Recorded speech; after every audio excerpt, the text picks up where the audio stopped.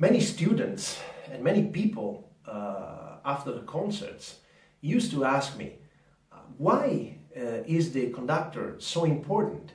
What does he do that is so important for the orchestra, the players and the music?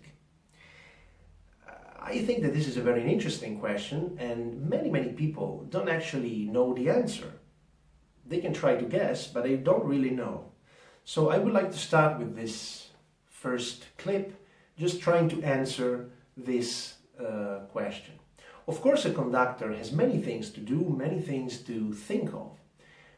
We can say first one is, of course, tempo, because we know, we all see, without being musician, without studying music, we all know that the conductor beats the tempo. We see that. So first of all, he has to take care of beating the tempo. It could be a 4, it could be a 3 or 2. We will see later on these things. But first of all, beating the tempo. Of course, it's not enough, because we have the speed. It's another very important element.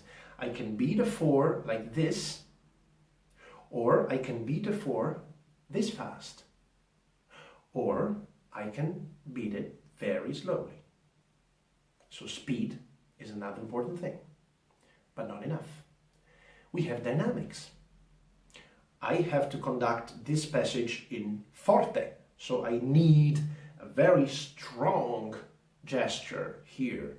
But then I have a pianissimo passage where my hand and my arm must just, calm down a little bit, and maybe I can help out the orchestra with my left hand showing a very soft piano.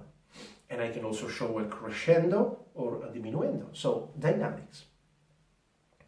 What else? Phrasing. What is phrasing? Well, the word comes from phrase. We talk and we say sentences and phrases. So what do we do when we say something without even realizing that? But we do it all the time. We phrase. Because when I say, for instance, a very simple sentence like, today it's a beautiful day, so I'll go out for a walk. You can naturally feel the need to increase the tension a little bit. Then we reach the top of the roof here, we reach the peak, and then we gradually and slowly go down to the end, which is almost like the beginning, is a neutral point where you have no tension. And this natural, these two phases, the first one, which is the, non-activity phase, and the second one, which is, on the contrary, is the tension, the increasing of tension and reaching the top of this, okay? These two phases, like day and night, like breathe in and breathe out, okay? One is relaxing and one is getting tension, okay? Are very natural, and everybody does that when you speak, okay? So the same thing in music. You cannot just play a phrase of 4, 8 bars, 12 bars, or whatever, without thinking, where am I going? Am I going this, or am I going down there? I have to see, I have to understand, I have to study the score, and when I got that, then I have to play like this. Or if I'm conducting, I have to show that.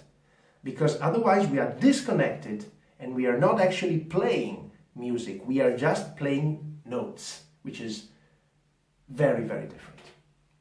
And one thing more, articulation. What is articulation? Well, I have a very legato passage where every note is attached to the other, and so I can show it maybe just with a long gesture like this. Or I have a staccato passage, so I can show it with my hand, like very short and very clear, notes and articulation. So all these things are very important, but they don't define what a conductor should actually do. So what is the answer Of course, all these things together are important, but there's one thing that transcends all these and tells you the truth about the role of the conductor.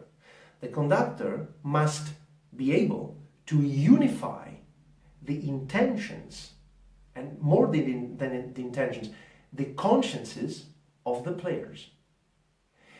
With the gesture, with the arm, with his body, he has to influence the mind, the intentions, the conscience of the players. Only like this you can have a group, a very united and very strong group that produces a music that can break through and give the clear message to the audience.